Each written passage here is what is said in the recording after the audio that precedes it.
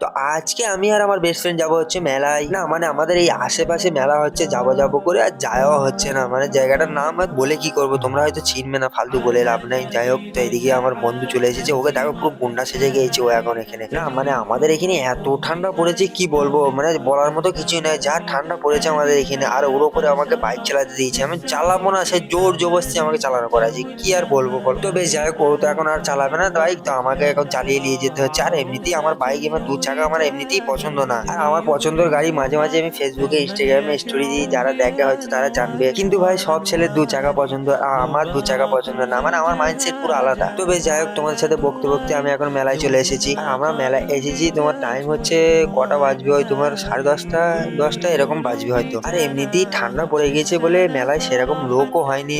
সন্ধ্যের দিকে লোক ছিল, এখন ধরো 10:30 11টা বাজতে যাচ্ছে, এখন আর লোক থাকবে। তো আমরা তো এসেছি, আর কি করবো, একটু ঘুরে এলি। আমরা আসার কথা ছিল 6টা 5টা এরকম টাইমে আসার কথা ছিল, আমাদের কাজ পড়ে গিয়েছিল বলে আর আসা হয়নি, রাত হয়ে গেল। যাই হোক, তো মেলায় আমরা এসেছি। মেলাটা কিন্তু অনেক বড় মেলা বসেছে, এইদিকে নাগরদোল্লা মাগরদোল্লা সব রকমই মানে এখানে বসেছে। তো বেশ যাই হোক, আজকের মিনি ব্লগটা এখানে শেষ করছি। আর হ্যাঁ, একটু কমেন্টে জানিয়ে যেও যে এতক্ষণ ধরে ছোট ভাইটার মিনি ব্লগটা দেখলে কেমন লাগলো। আর হ্যাঁ, সাবস্ক্রাইব করতে যেন একদম ভুলে যেও না।